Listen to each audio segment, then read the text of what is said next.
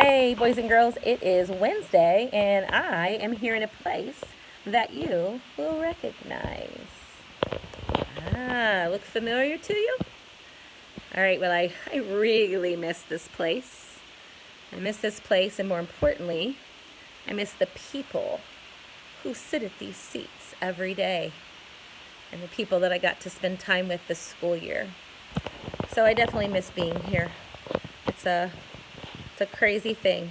But I'm here today. I've got some bags here with me, and I'm going to pack some things up, some of your artwork, and I've got some of it laying here, and I've got some of your ceramic stuff, and so I'm going to do that today.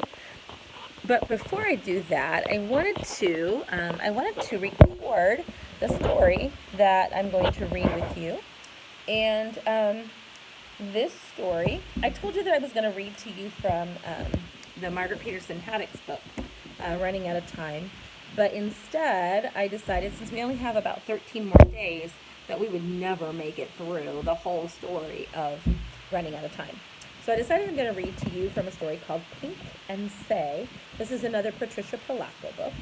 And you can see that we have a white boy and a black boy, or Negro, African American in this story. And so this story is going to be probably, you can kind of tell by their clothing that takes place in the past. And you can see some things back here that look like they're torn apart. So this would have definitely taken place in the past. And this is actually based on a true story. So let's go ahead and read from Pink and Say. It says, to the memory of Pincus Bailey. And Pincus, or Pink, is one of the main characters in this story. When Sheldon Russell Curtis told this story to his daughter Rosa, he kept every word in her heart and was to retell it many times over in her long lifetime. Sheldon had been injured in a fierce battle and was left for dead in a muddy, blood-soaked pasture somewhere in Georgia. He was a mere lad of 15. He lay there now for 2 days, by his reckoning, only to slip in unconsciousness and fever. He was rescued from this field by another lad who had also been separated from his company. I will tell it in his own words as nearly as I can. I watched the sun edge toward the center of the sky above me. I was hurt real bad. For almost a year, I'd been in this man's war, the war between the states. Being just a lad, I was wishing I was home. My leg burned and was angry from the lead ball that was lodged in it just above my knee. I felt sleepy and everything would go black. Then I'd wake up again. I wanted to go back to our farm in Ohio. Sometimes, when I'd fall into one of them strange sleeps, I'd be there with my ma, tasting bacon powder biscuits fresh out of her wood stove. Then I heard a voice. For a moment I thought I was fever dreaming, but then I felt strong hands touch my brow and splash water on my face. Being here, boy, means you gotta be dead, the voice said as he gave me a drink from his kit. Where you hit? Because if it's a belly hit, I gotta leave you here, he said. I'd never seen a man like him so close before. His skin was the color of polished mahogany. He was flying Union colors like me. So the Union were those who were against slavery, and they were the northern states. So at the time, the United States was sort of split. They were divided, and the northern states hated slavery, and the southern states were okay with slavery. And we learned that from January Sparrow. So the Union would be the ones who were against slavery. He looks like he might be my age. His voice was soothing and his help was good. Hit in the leg, I told him. Well, not bad if it don't go green. Can you put weight on it? He asked as he pulled me to my feet. We got to keep moving. We stay in one spot, marauders will find us. They're riding drag and looking for wounded. Next thing I remember was collapsing in a heap on the ground and rocking with the pain in my leg. Everything started to go black. Then I remember him pulling me up on his back. I heard him say, Lord have mercy, child, you bad off as I am. I'll tote you. Can't rightly leave you here. I remember being pulled and carried and stumbling. I remember hard branches snapping back in my face and mouths full of dirt as we hit the ground to keep from being seen. I remember slogging through the streams, hauling up small bluffs, and belly crawling through dry fields.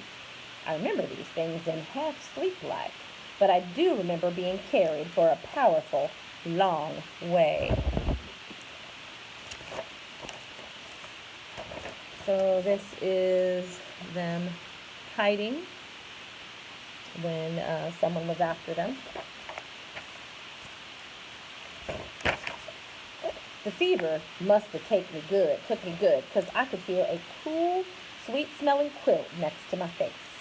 Soft, gentle, warm hands were stroking my head with a cool, wet rag cloth. "Look at that morning that's a-comin'," a woman's voice said as she spooned oat porridge into me. "Do your mama know what a beautiful baby boy she has?" "What am I? Is this heaven?" I asked. She tossed her head and laughed. "No, child, Pincus bring you home to me, don't you remember?" The mahogany child, I thought.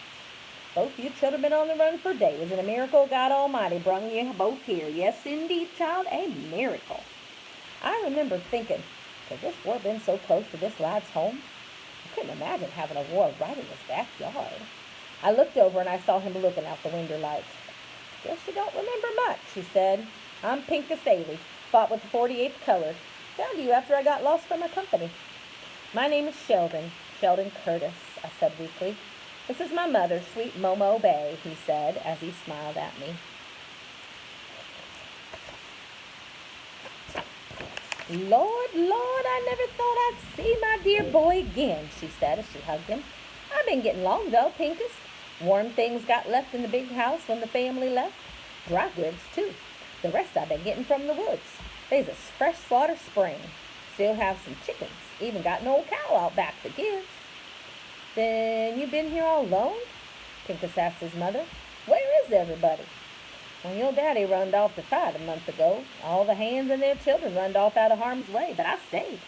I prayed to the Lord every day, and my prayers were surely answered, 'cause he brought my baby boy back here to stay," he said as her face beamed. "You ain't never gonna leave your mom again, are you, Pink?" she said softly. Pincus looked troubled, and he didn't answer. "Going down to the stream, pound these clothes of yours," she said as she ready to leave us. "If you hear marauders coming, get for the root cellar door. Stay down there till they gone. That's what I've been doing." "Marauders? Here?" Pincus said with alarm. "There's nothing here for 'em, child. Nothing." So I guess a marauder would be somebody who is up to no good, would be my guess. As soon as she left us, Pincus sat by my bedside. "Sheldon, boy," he whispered, "as soon as you heal up, we got to get away from here. We're putting Momo Bay in great danger by being here. If they come off and find that she's been holding troopers," then his voice trailed off, "we got to get back to our outfits if we can find them." "You mean back to the war?" I asked. Must have gone pale as he went on to say, "It's the only way, ain't it?" Then he looked at me. "Sheldon, you all right? You look bothered," he said as he eased me back. "You can call me Say," I said. "Everybody in my family calls me Say, not Sheldon. I expect you're my family now." "Near enough, Say, near enough," he said as he chucked the blanket under my feet. "You can call me Pink," as he said softly as he smiled. For the next week, Momo Bay fed us both good. Raw milk and cornbread never tasted so good in all my born days. For the first time in months, my victuals didn't have any mealworms in it. She saw to it that I tried to walk a little every day. "So's that mean-looking leg don't go stiff on you and cripple up," she'd say. This place wasn't that much different from our farmhouse in Ohio. More poor, maybe, but it smelled the same. Like pine boards and good cooking. A mess of beans with salt pork, corn, bread, greens, and onions. When we slept, she sat near us, stoked the fire, and watched over us. Never thought I'd feel safe enough to sleep deep again. My mother and Kalo, my father, jumped the broom on this very spot, Pink said as he walked me on my first day outdoors.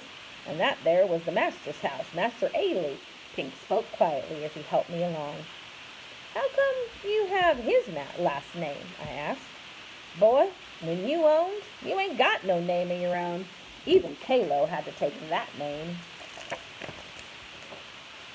As we rested under the willow tree, Pink asked me about my family back home. "Got Ma and brother still at home to help run the place for Pa." What was your outfit again? Pink asked. He'd asked me before. Ohio 24th. I carried the staff. Wasn't supposed to carry a gun, but then so many died. Even us boys had to carry after so many were slaughtered like hogs. At least you got to carry. In the 48th, we couldn't have guns at first. We fought with sticks and hammers and sledges. Can you imagine not trusting us with our own fight? I couldn't imagine such a thing. Then when they did finally give us muskets, they were from the Mexican-American War. Those muskets jammed and misfired. Well, then how in God's name can you want to go back? I asked. 'Cause it's my fight, say. Ain't it yours too? If we don't fight, then who will? I had no answer for him, but God forgive me, I didn't ever want to go back to it. After a few more days, I could walk a little steadier, but still needed help. Pink took me out by the big house and walked me through it. Weren't much of it left, really. It was mostly burned out. Master Ailey had a library full of books right here, he said. He taught me to read even though it was against the law. He must have been a good man, I said. More bad than good, say. Sometimes I think he just liked being read to. There was this book of poetry, say, that was this thick, and every night I'd read out loud to him from that book. I blessed this house because of all those beautiful books, but I cursed it too for what it stood for. We walked a bit further. To be born a slave is a heap of trouble, say. But after Ailey taught me to read, even though he owned my person, I knew that nobody ever could really own me. You feel hot, Pink, I said. Lord, I think you're as sick as me. Let me fetch you back to the house. I'll be fine, boy. Just a little tired, that's all. I'll be ready to fight, though. I'll be ready to fight. All right, so we will stop there. We'll finish the book tomorrow. So I hope you guys are having a great day. Got to see a few of you this morning, so that was great. And I will look forward to talking to you tomorrow. I will actually be here again tomorrow, cleaning. So, all right, I'll see you guys. Bye.